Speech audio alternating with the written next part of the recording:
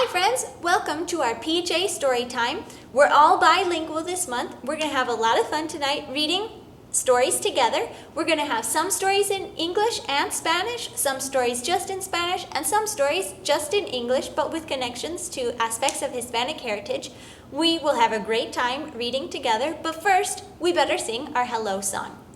Hola amigos, hola amigos, hola amigos, ven y leer contigo. Hello friends, hello friends, hello friends, it's so good to see you. Hola amigos, hola amigos, hola amigos, ven y leer contigo. La oruga muy hambrienta, por Eric Carle.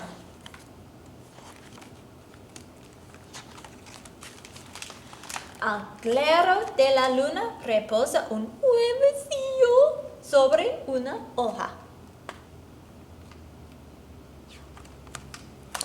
Un domingo de mañana apenas salió el tibio sol. Del huevo salió una oruga diminuta y muy hambrienta. Enseguida empezó a buscar comida. El lunes comió y atravesó una manzana, pero aún seguía hambrienta. El martes comió y atravesó 2 peras, pero aún seguía hambrienta. El miércoles comió y atravesó 3 ciruelas, pero aún seguía hambrienta. El jueves comió y atravesó 4 fresas, pero aún seguía hambrienta. El viernes comió y atravesó 5 naranjas, pero aún seguía hambrienta. El sábado comió y atravesó un bizcocho de chocolate, un helado, un pepinillo, un trozo de queso suiza, una rodaja de salami, una paleta, un pastel de cerezas, una salchicha, un pastelito y una tajada de sandía. Esa noche tuvo un tremendo dolor de estómago.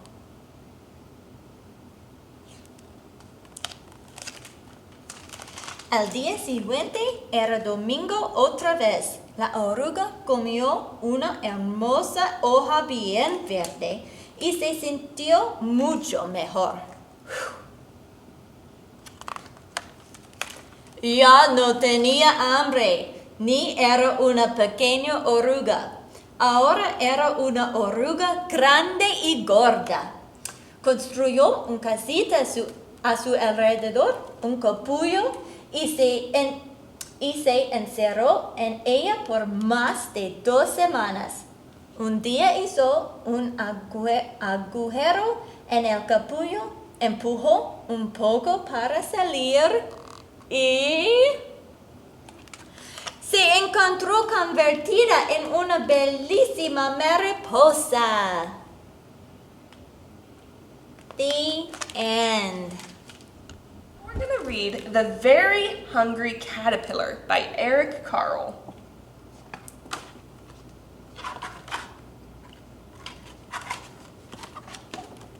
There we go.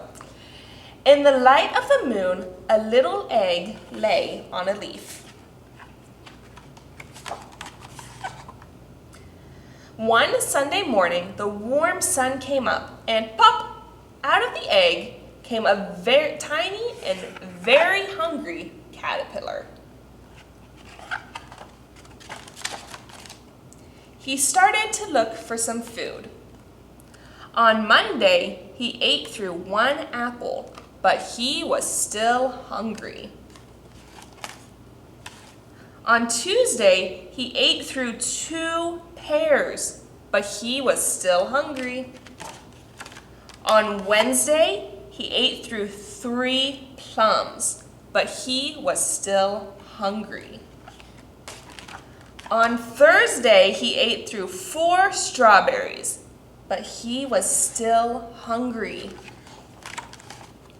On Friday, he ate through 5 oranges, but he was still hungry. On Saturday, he ate through 1 piece of chocolate cake, 1 ice cream cone, 1 pickle, 1 slice of Swiss cheese, 1 slice of salami, 1 lollipop, 1 piece of cherry pie, 1 sausage, 1 cupcake, and 1 slice of watermelon. That night, he had a stomachache. The next day was Sunday again. The caterpillar ate through a nice green leaf. After that, he felt much better. Now he wasn't hungry anymore, and he wasn't a little caterpillar anymore. He was a big, fat caterpillar. He built a small house called a cocoon around himself. He stayed inside for more than 2 weeks. Then he nibbled a hole in the cocoon and pushed his way out, and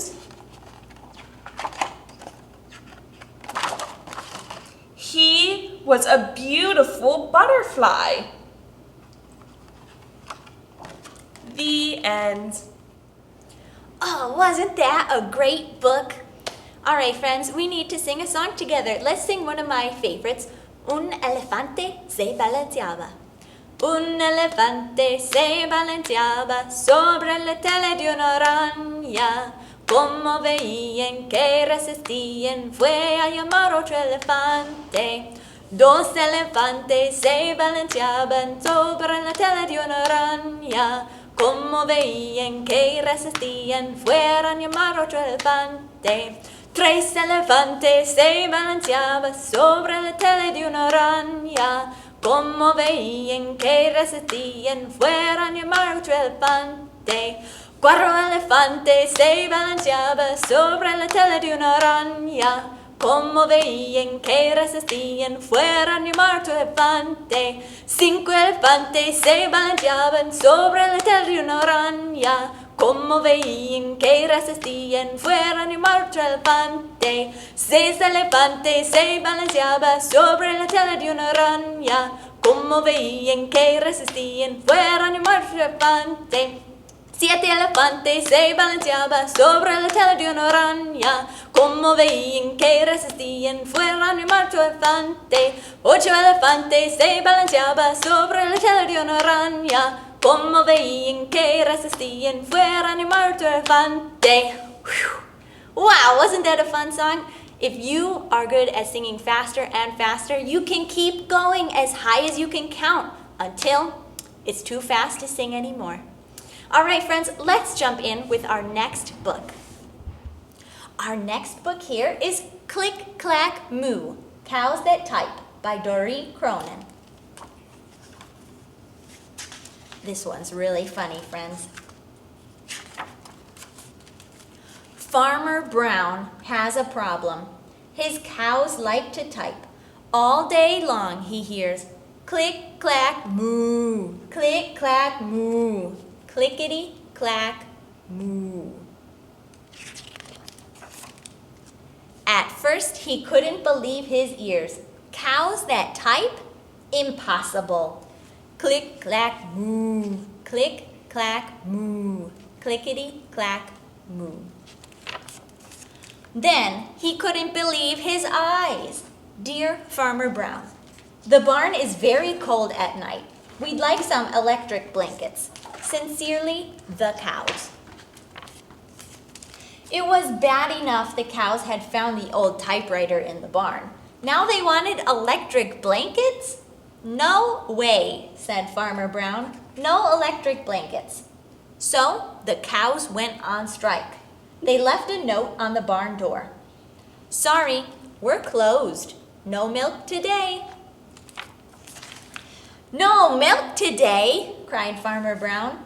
In the background, he heard the cows, busy at work. Click, clack, moo, click, clack, moo, clickety, clack, moo. The next day, he got another note. Dear Farmer Brown, The hens are cold too. They'd like electric blankets. Sincerely, the cows. The cows were growing impatient with the farmer. They left a new note on the barn door. Closed. No milk, no eggs. No eggs! Cried Farmer Brown. In the background he heard them. Click, clack, moo. Click, clack, moo. Clickety, clack, moo. Farmer Brown got out his own typewriter. Dear cows and hens, there will be no electric blankets. You are cows and hens. I demand milk and eggs. Sincerely, Farmer Brown. Duck was a neutral party, so he brought the ultimatum to the cows. The cows held an emergency meeting. All the animals gathered around the barn to snoop, but none of them could understand moo. All night long, Farmer Brown waited for an answer. Duck knocked on the door early the next morning. He handed Farmer Brown a note. Dear Farmer Brown, we will exchange our typewriter for electric blankets. Leave them outside the barn door, and we will send Duck over with the typewriter. Sincerely, the cows. Farmer Brown decided this was a good deal. He left the blankets next to the barn door and waited for Duck to come with the typewriter. The next morning he got a note. Dear Farmer Brown, the pond is quite boring. We'd like a diving board. Sincerely, the ducks. Click, clack, quack. Click, clack, quack. Clickety, clack, quack. Al fin. Clack Moo. Vacas escritoras. Por Doreen Cronin. El granjero Brown tiene un problema. A sus vacas les gusta escribir a máquina. Durante todo el día oye clic clac moo, clic clac moo, clic clic clac moo.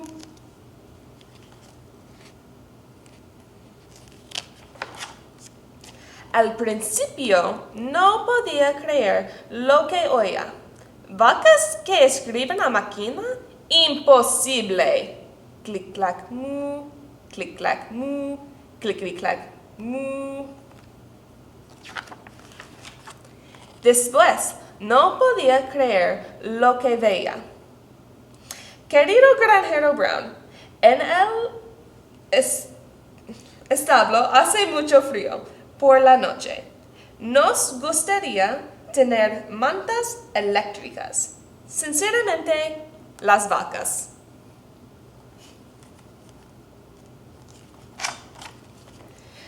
Ya era demasiado que las vacas hubieran encontrado una vieja máquina de escribir en el establo. ¿Y ahora quieren mantas eléctricas? De ninguna manera, se dijo el granjero Brown. Nada de mantas eléctricas. Así que las vacas se fueron a la huelga. Pusieron una nota en la puerta del establo. Lo siento, hemos cerrado hoy, no hay leche. No hay leche, gritó el granjero Brown. Adentro oía las vacas muy ocupadas. Clic clac moo, clic clac moo, clic clic clac moo. Al día siguiente encontró otra nota. Querido granjero Brown, las gallinas también tienen frío. Quieren mantas eléctricas. Sinceramente, las vacas. Las vacas estaban perdiendo la paciencia con el granjero. Dejaron una nueva nota en la puerta del establo. Cerrado. No hay leche, no hay huevos. No hay huevos, gritó el granjero Brown. Desde afuera las oía clic clac moo, clic clac moo, clic clic clac moo.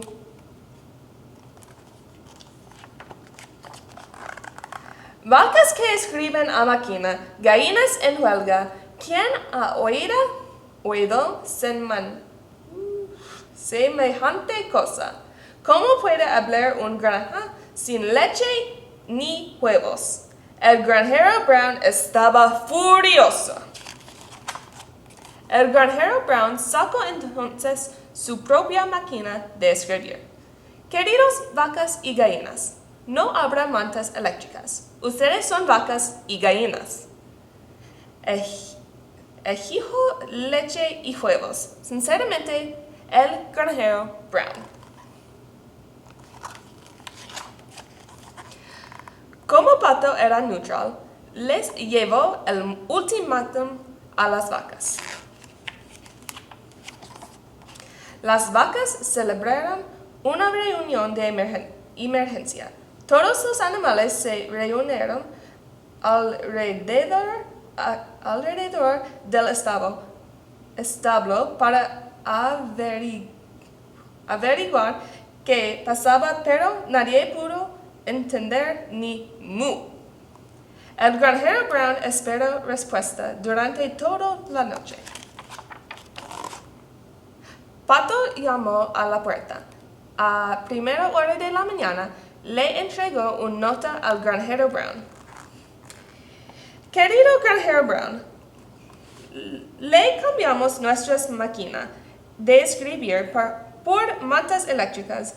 Déjelas delante de la puerta del establo y enviaremos a Pato con la máquina de escribir. Sinceramente, las vacas. El granjero Brown decidió que era un buen trato. Dejó las mantas cerca de la puerta del establo y esperó a que Pato llegase con la máquina de escribir.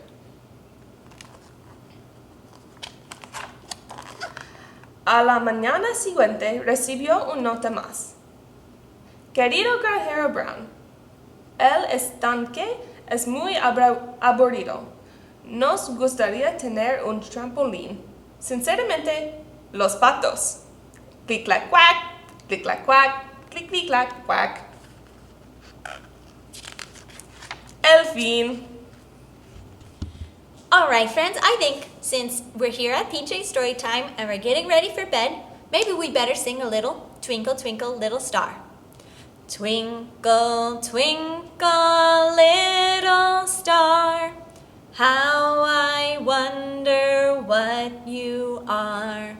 Up above the world so high, like a diamond in the sky. Twinkle, twinkle, little star, how I wonder what you are. When the evening sun is gone and a twinkling shines above, then you know your little star is shining there so bright and far. Twinkle, twinkle, little star, how I wonder what you are. Up above the world so high, like a diamond in the sky. Twinkle, twinkle, little star, how I wonder what you are. Hi friends, here we are with our next book, Mango, Abuela and Me. It's by Meg Medina. I really like this one. She comes to us in winter, leaving behind her sunny house that rested between two snaking rivers. Her old place was too much for just one, Mommy tells me as we make room in my dresser for her clothes. And too far away for us to help, Papi adds. Abuela belongs with us now, Mia. But I still feel shy when I meet this faraway grandmother.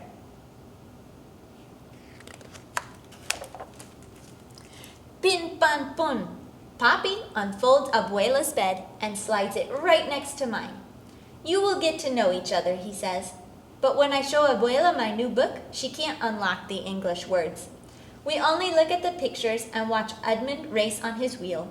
Then, just before we turn out the light, She pulls out 2 things tucked inside the satin pocket of her suitcase. A feather, una pluma, from a wild parrot that roosted in her mango trees, and a snapshot, una fotografía, of a young man with Papi's smile. Tu abuelo, she says, climbing into bed. Snuggled in my pajamas, I smell flowers in her hair, sugar and cinnamon baked into her skin. That night, I dream of a red bird circling in the sky. The rest of the winter, while Mommy and Papi are at work, Abuela waits for me to get home from school. Then we bundle up in thick socks and handmade sweaters and walk to the park and toss bread to the sparrows. My Espanol is not good enough to tell her the things an abuela should know, like how I am the very best in art and how I can run as fast as the boys. And her English is too poquito to tell me all the stories I want to know about Abuelo and the rivers that ran right outside their door. With our mouths empty as our bread baskets, we walk back home and watch TV. Abuela and I can't understand each other, I whispered to Mommy. Things will get better, Mommy says. Remember how it was with Kim? Kim is my best friend at school. When she was new, our whole class helped teach her English words. Now Miss Wilson sometimes has to say, "Please be quiet, girls. Others are working." After school the next day, while Abuela and I are making meat pies for our snack, I pretend I am Miss Wilson. Dough, I say, pointing to the ball. Abuela says, dough, masa, and rolls it flat. Masa, I say. She drops a spoonful of meat in place. Carne. Carne, I say, meat. Pastas, raisins. Aceite, oil.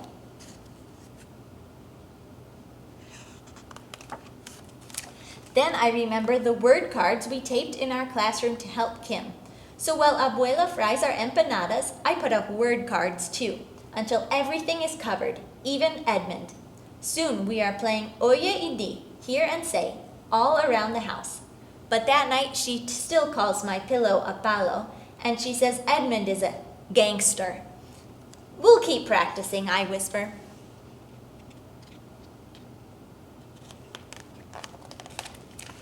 But the next day, I cannot practice with Abuela after all.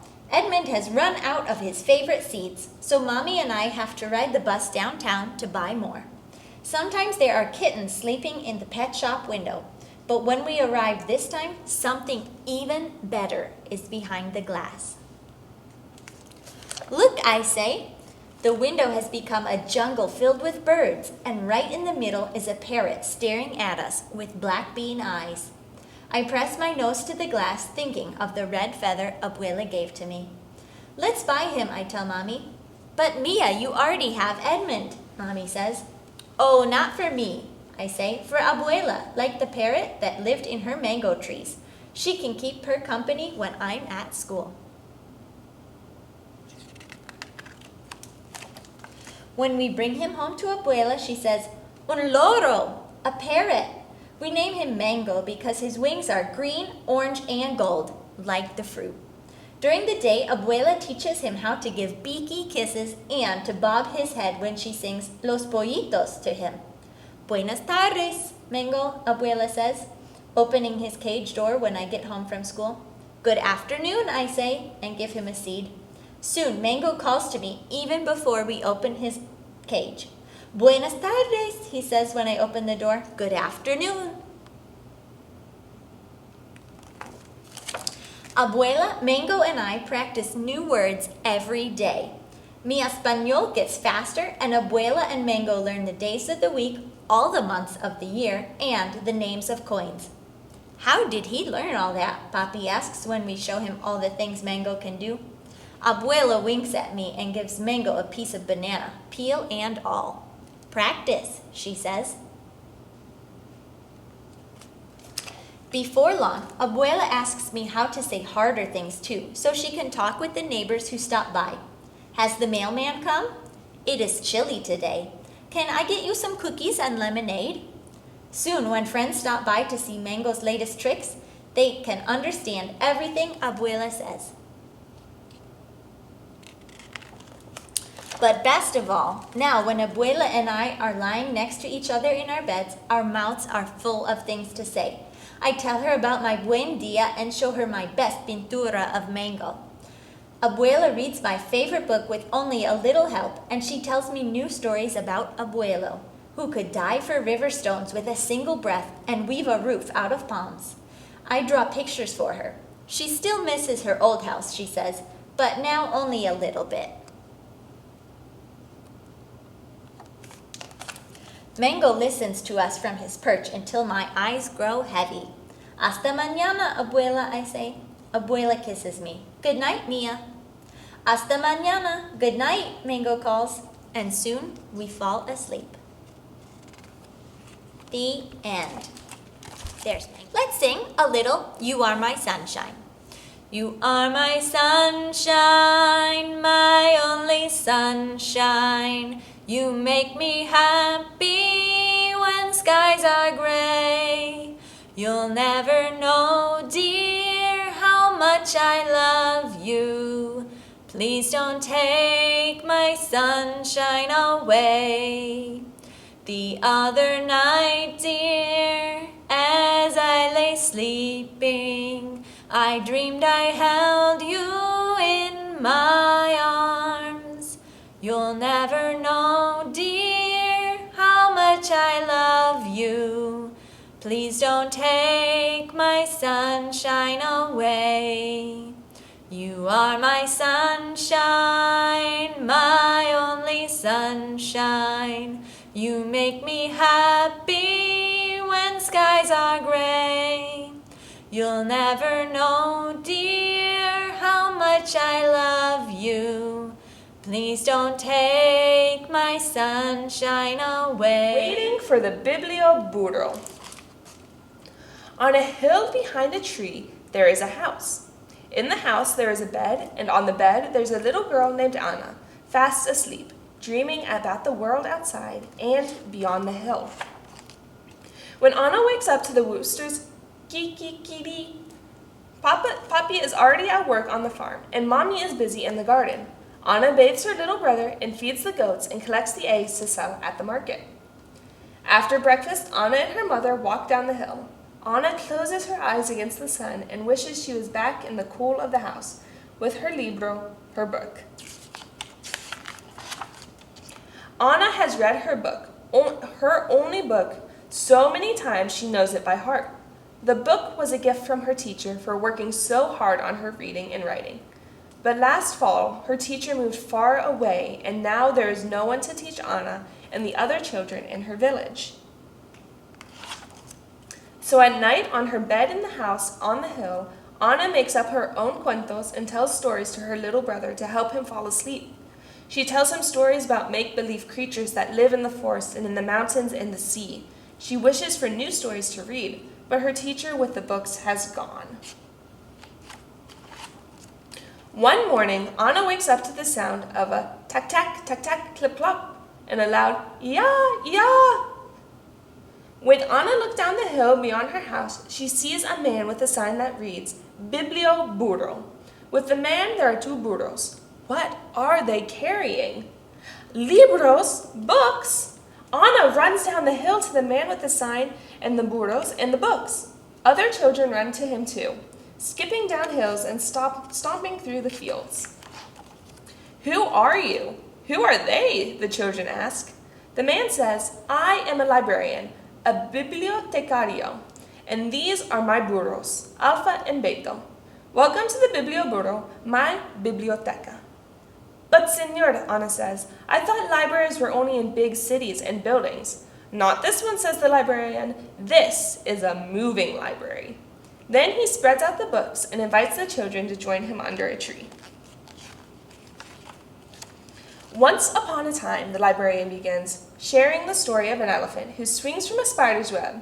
He reads from books with beautiful pictures and then helps the little ones to learn their abecedario. He sings A, B, C, D, E, F, G.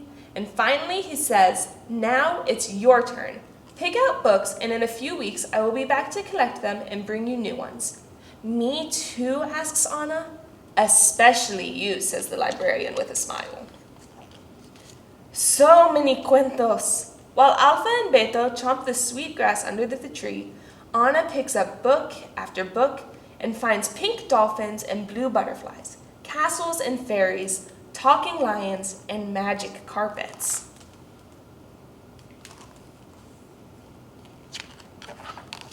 Someone should write a story about your burros, Anna tells the librarian, rubbing Alpha's nose and feeding more grass to Beto. Why don't you, he asks. Then he packs up the books and is off. Enjoy, he calls to the children, I will be back. And Anna runs up the hill to her house, hugging the books to her chest. She can't wait to share her books with her brother. And that night, she reads until she can't keep her eyes open any longer. Each morning, Anna does her chores and reads and looks out her window. She listens for the sounds of Alpha and Beto, but weeks pass and the librarian doesn't return. When will he come back, she asks her mother, who smiles and says, Go read, Anna. When will he come back, she asks her mother, who smiles and says, Go draw, Anna. When will he come back, she asks her mother, who smiles and says, Go write, Anna. When will he come back, she asks her mother, who finally says, Go to bed, Anna. One night, Anna dreams she is flying over her country on a butterfly's back. In her dream, she crosses mountains and oceans and rivers and jungles, bringing stories everywhere she goes. Stories fly from her mouth and fingers like magic, falling into the hands of the children waiting below. When Anna wakes up, she misses Alpha and Beto and the Biblioburros books. She remembers that the librarian told her that she could write a book, and so with paper and string and colored pencils, she does. Finally, just when Anna thinks she'll never see the Biblioburro again, she wakes up to a hee-haw, hee-haw, and children yelling. She runs down the hill with her library books and a special surprise of her very own. I wrote this cuento for you, she says. Que bueno, says the librarian. And then he reads her story to the children under the tree. When it's time to go, Anna's book is packed carefully on the burro's back, ready to be carried away over the hills and through the fields to another child, who is asleep on a bed in a house on a hill behind a tree, dreaming of Alpha and Beto and all the new stories the Biblioburro will bring. The end. Okay, friends, that's all we have for our PJ story time this week. You can join us here on Tuesday mornings and Wednesday nights for story time every week. We hope you'll be back. For now, it's time to sing our goodbye song. See you later, alligator, in a while, crocodile. Give a hug, ladybug, blow a kiss, jellyfish. See you soon, big baboon, out the door, dinosaur. Take care, polar bear, wave goodbye, butterfly. See you later, alligator, in a while, crocodile. Give a hug, ladybug, blow a kiss, jellyfish. See you soon, big baboon, out the door, dinosaur. Take care, polar bear, wave goodbye, butterfly. Bye, friends. See you next time.